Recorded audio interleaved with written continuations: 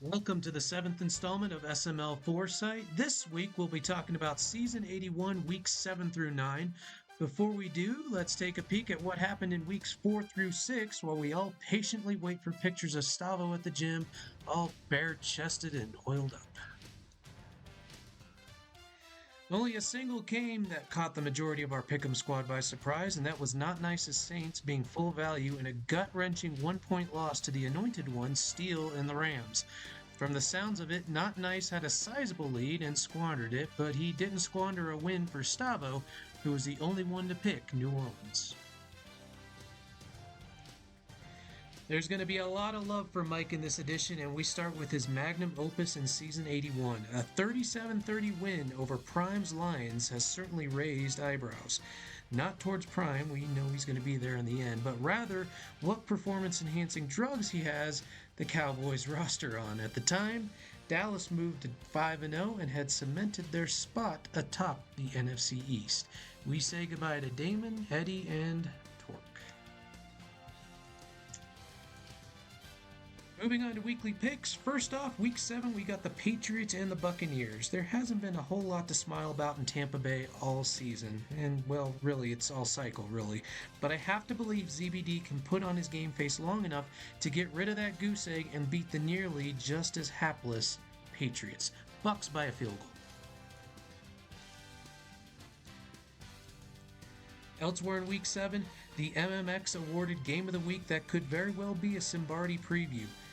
The Texans' defense will bite into nails and then spit them back into your quarterback's face and grin while doing it. Trust me, I found that out firsthand. I'll take the Texans to win by more than 4 over what can be a sometimes up and down Rams squad.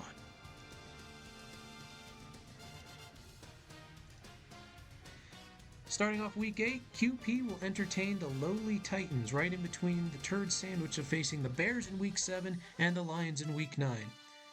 Or, wait a minute. In a turd sandwich, are the turds the buns, or is the turd what goes inside of the sandwich? There's too many questions. In any case, give me the Chiefs by more than a touchdown, and then some.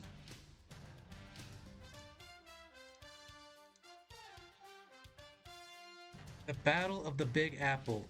In New Jersey, AJ's Giants have the pedigree from seasons of success, but Trick's Jets have a very scary offense that should keep this one close, if not give the Jets the win outright. I'll take the Jets and the points here. In Week 9, another week, another chance for Mike to prove himself. The Cardinals are still pretty stout, and Trey Benson can make things go wonky real quick with his refusal to go down after 6 or 7 or 8 hits.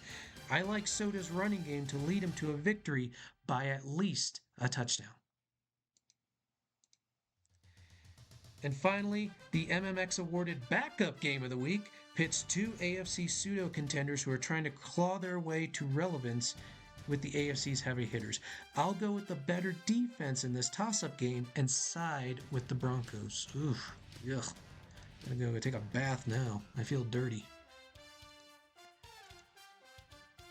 In Survivor, we got the Bears over the Chiefs in Week 7. As long as that Bears running back is making a mockery of defense in Madden 26, I'm finding it very hard to go against the Bears, regardless of the matchup.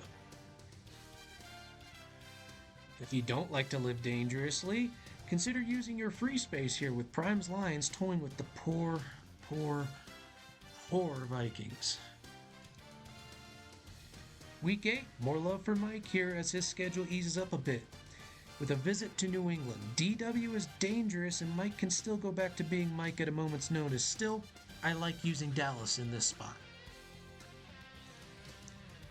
The Texans comfortably beat the Colts 22-3 in Week 6. We're in Week 8 now. I doubt much has changed 2 weeks later. Go with Houston. Week 9, gotta say it again, that Jets offense is a real force. Tune into Wood's stream if you want to hear some frustrating commentary on how it's not being stopped. I will say parental discretion is advised.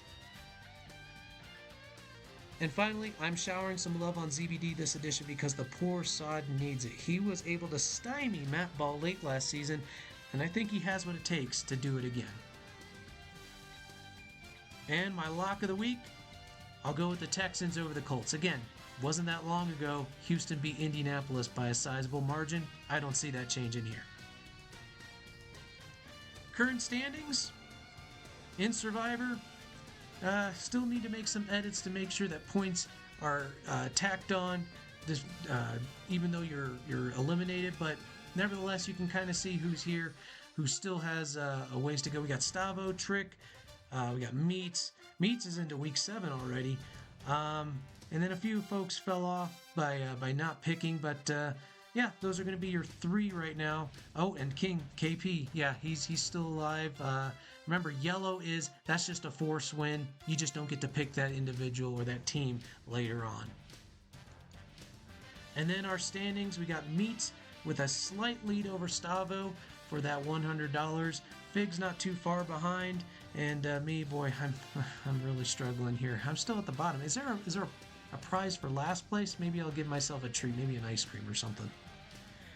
And now, moving on to a new part of the Foresight here, we got tiers. So here are the contenders. No surprise at the top with the majority of NFC North listed as contenders.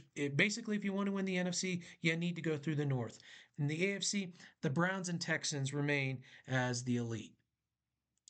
On Tier 2, Arizona has had a rough couple games versus Carolina and Seattle, but that rushing attack still makes Soda dangerous. I like him to just be almost there despite the record. And Stavo's Falcons aren't dropping either after a few forced losses. Just let the man cook for a bit, and then we'll see where he ends up. Tier 3, you got the Eagles, the Commanders, the Raiders, the Bills. They're all waiting for their turn to jump back up a tier.